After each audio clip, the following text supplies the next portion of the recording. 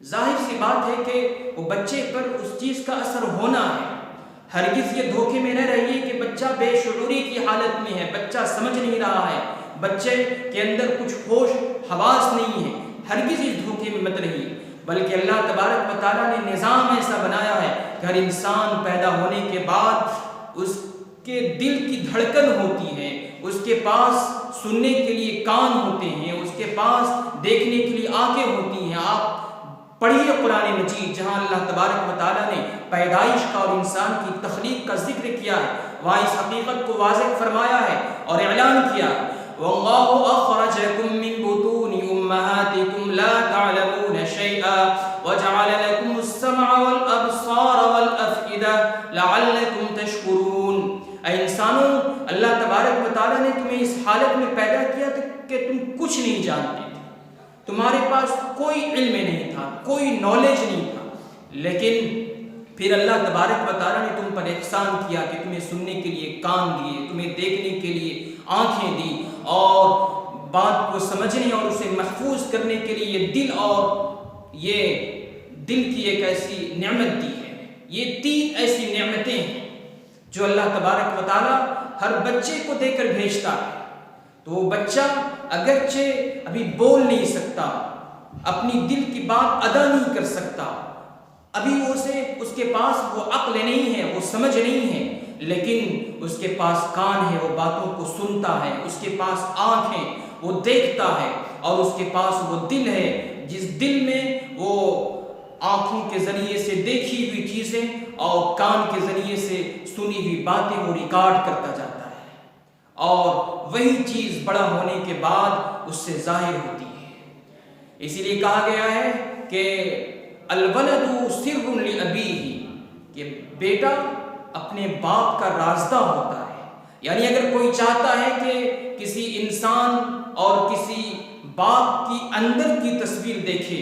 کہ اس کے اخلاق کیسے ہیں، اس کا باطن کیسا ہے، اس کی سوچ کیسی ہے، اس کی فکر کیسی ہے، اس کا تصور اور خیال کیسا ہے، اگر یہ کسی کا کوئی جانچنا چاہتا ہے، کوئی دیکھنا چاہتا ہے، تو اس کا بڑا حصہ وہ اس کے بیٹے میں دیکھ سکتا ہے۔ وہ بیٹا اس کی یہ چیزیں کاپی کر چکا ہوتا ہے، نقل کر چکا ہوتا ہے، وہی وہ حرکت کرتا ہے جو اس نے اپنے باپ سے سیکھا ہوتا ہے، جو اس نے اپنے والدین سے، اپنے ماں باپ سے سیکھا ہوتا ہے، گھر کے ماحول میں جو اس نے سیکھا ہوتا ہے۔ اسی لیے اللہ کے رسول صلی اللہ علیہ وسلم نے فرمایا تھا کہ کل مولود یولد علی الفطرہ، کہ ہر پیدا ہونے والا بچہ فطرت پر پیدا ہوتا ہے، فطرت پر اس کی پیدائش ہوتی ہے۔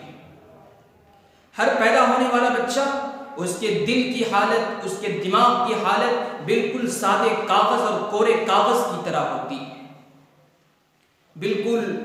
موم کیے ہوئے اور پگھلائے ہوئے دھات کی طرح، لوہے کی طرح اس کی حالت ہوتی ہے۔ آپ لوہے کو جس رخ پر موڑنا چاہیں وہ موڑ سکتے ہیں، لوہے کو جیسا بنانا چاہیں آپ بنا سکتے ہیں۔ اس سادے کاغذ پر اور کورے کاغذ پر جو الفاظ آپ لکھنے چاہیں وہ آپ لکھ سکتے ہیں۔ ذمہ داری والدین کی ہوتی ہے کہ اس سادے اور کورے کاغذ پر وہ کیا لکھتے ہیں، اس لوہے کو وہ کیسے موڑتے ہیں۔ موڑنے کا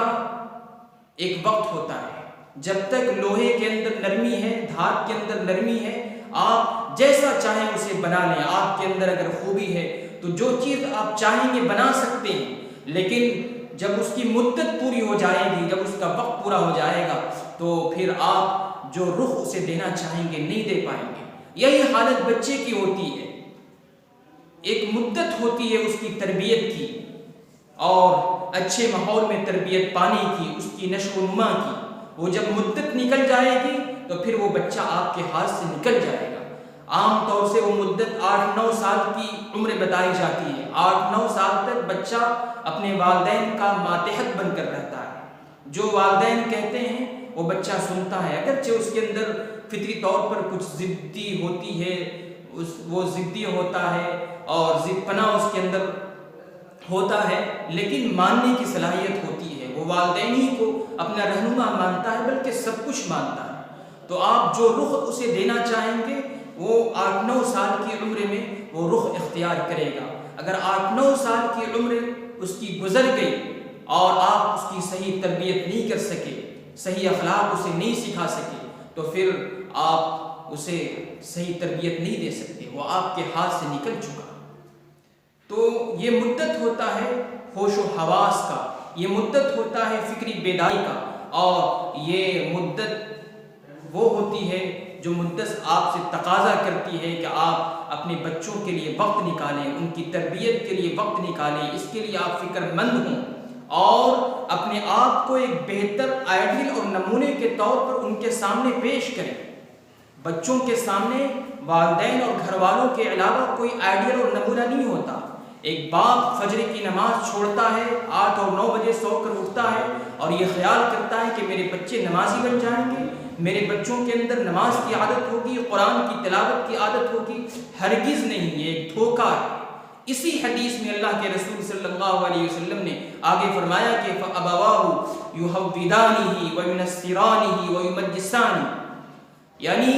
ہر پیدا ہونے والا بچہ تو فطرت پر پیدا ہوتا ہے، اب اس کے والدین اس کو یا تو یہودی بناتے ہیں، یا تو نصرانی بناتے ہیں، یا تو مجوسی بناتے ہیں۔ میں آپ سے یہ نہیں کہتا کہ آپ اپنے بچوں کو مجوسی بنا رہے ہیں، نصرانی بنا رہے ہیں، اپنے بچوں کو یہودی بنا رہے ہیں، لیکن اتنی بات ضرور ہے اور آپ اس حقیقت کو تسلیم کریں گے کہ آپ بچوں کو پیدائش کے بعد ہی سے یہودیوں کی، نصرانیوں کی، مجوسیوں کی تہذیب دے رہے ہیں۔ ان کو وہی طریقہ آپ سکھلا رہے ہیں جو طریقہ آپ نے یہودیوں سے سیکھا ہے، انگریزی ممالک سے سیکھا ہے، آپ انہیں وہی تہذیب دے رہے ہیں اور وہی کلچر دینے کی کوشش کر رہے ہیں۔ آپ کا بچہ تھینک یو بول سکتا ہے، آپ کا بچہ بٹ بول سکتا ہے، آپ کا بچہ اوکے بول سکتا ہے، لیکن کیا آپ کا بچہ ایک چھوٹا سا جملہ شکریہ ادا نہیں کر سکتا؟ شکریہ کا لفظ اس کی زبان پر، اس کے منہ پر نہیں آ سکتا؟ آپ کا بچہ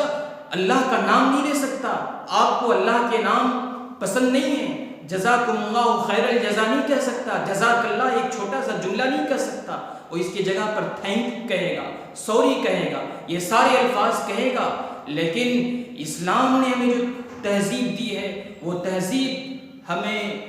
لگتا ہے کہ یہ تو اب پرانا ہو چکا ہے، یہ اولڈ ہے، اب اس کی کوئی حیثیت نہیں ہے، اب مارکیٹ میں یہ چلنے والا نہیں ہے، اب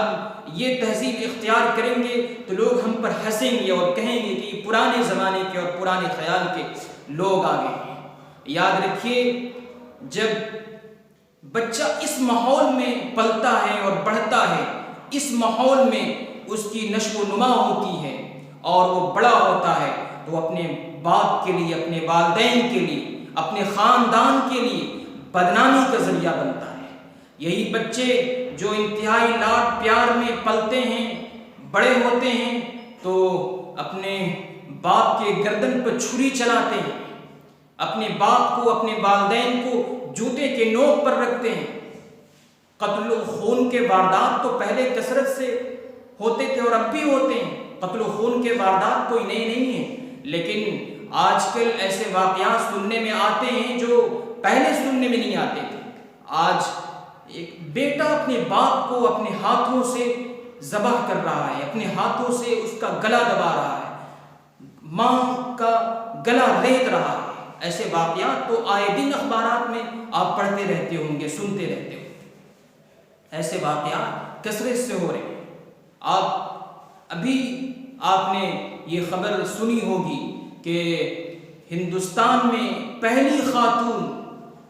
وہ ایسی خاتون ہے جس کو پھانسی کی سزا ہوئی ہے، پہلی خاتون ہے جسے پھانسی کی سزا ہندوستان کی تاریخ میں ہو رہی ہے۔ آپ سوچئے، شبنم نامی وہ مسلم خاتون ہے اور اس کا جرم یہ ہے کہ اس نے شادی کے بعد گھر کے 7 افراد کو، اپنے عاشق کے ساتھ، سلیم نامی عاشق کے ساتھ اپنے گھر کے 7 افراد کا قتل کرتی ہے، 7 افراد کا خون کرتی ہے۔ اسی خون میں اور اسی قتل کے جرم میں اسے پھانسی کی سزا سنائی گئی۔ اس شبنم نامی بیٹی کو بھی ان کے والدین نے بہت ہی پیار سے پالا ہوگا، بہت ہی لاڈ و پیار سے رکھا ہوگا، بہت ہی اس کا خیال رکھا ہوگا، اس کی صحت کا خیال رکھا ہوگا، لیکن جو چیز ان کے والدین کو سکھانی تھی اور جو تربیت انہیں دینی تھی وہ تربیت نہیں دے سکے، جس کا نتیجہ آج پورے خاندان کے لوگ بھگت رہے ہیں۔ 7 لوگوں کو قتل کر کے ایسا عظیم جرم کر کے ہندوستان کی تاریخ میں ریکارڈ بنا رہے ہیں۔ میرے بھائیوں، آپ اپنے بچے کے تعلق سے فکر مند ہوئیے، آپ اپنے بچوں کو دین سکھائیے، یہ دین سیکھ لے گا تو یہ دین اسے سب کچھ سکھا دے گا، لیکن دین برائے نام دین نہیں، رسمی دین نہیں، بلکہ دین ویسا دین سکھائیے جس دین کے سکھانے کا اسلام ہم سے مطالبہ کرتا ہے۔ آپ اپنے بچوں کو ڈاکٹر بناتے ہیں، انجینئر بناتے ہیں، پروفیسر بناتے ہیں، بنائیے، سب کچھ بنائیے، اسلام اس کی مخالفت نہیں کرتا ہے، لیکن اسلام یہ کہتا ہے کہ آپ سب کچھ بنائیں، لیکن اس سے پہلے آپ اسلام کی جڑ اور اسلام کا بیج اپنے بچے کے اندر ایسا پیوست کر دیں کہ بچہ جس ماحول میں بھی جائے اور جیسے سخت سے سخت آندھیاں چلیں، بچے کے اندر کوئی تبدیلی پیدا نہ کر سکے، بچہ اسلام پر باقی رہے، اپنی تہذیب پر وہ فخر کرے، اسلام کے طریقے کو اپنا کر وہ فخر محسوس کرے کہ اسلام جیسی عظیم نعمت اسے ملی ہے۔ آپ بچوں کو 8 سال، 9 سال، 10 سال، 15 سال تعلیم دیتے ہیں، آپ دیجئے، لیکن کم سے کم اسلام کی تعلیم کے لیے بھی تو 2-3 سال ضرور فارغ کیجئے، انہیں اسلام کی تعلیم کو پورے طور سے دیجئے، انہیں بتائیے، انہیں قرآن مکمل طور سے صحیح طریقے سے پڑھنا سکھائیے، انہیں اللہ کے رسول صلی اللہ علیہ وسلم کی اہم تعلیمات بتائیے، انہیں زندگی گزارنے کے جو ضروری مسائل ہیں اور جو ضروری احکامات ہیں ان سے تو واقف کرائیے۔ یہ ساری چیزیں کراتے نہیں، جس کے نتیجے میں بچہ جب والدین کا باغی بنتا ہے تو والدین شکوہ شکایت کرتے ہیں کہ بچے ہمارے ہاتھ سے نکل گئے، ہماری بات نہیں مانتے۔ آپ شکوہ شکایت نہ کیجئے، بلکہ اپنی حالت کو کوسیے، اپنے اوپر ماتم کیجئے کہ جو وقت تربیت کا تھا، جو وقت اسے صحیح تعلیم دینے کا تھا، آپ نے صحیح تعلیم اسے دی نہیں، آپ نے تو اسلام سے اسے دور رکھا، اسلامی تہذیب سے اسے دور رکھا، اور آج بچے کے اوپر آپ لان تان کرتے ہیں۔ آپ بچے کے اوپر لان تان کیوں کرتے ہیں؟ اپنے اوپر لان تان کیجیے، اپنے اوپر ملامت کیجیے۔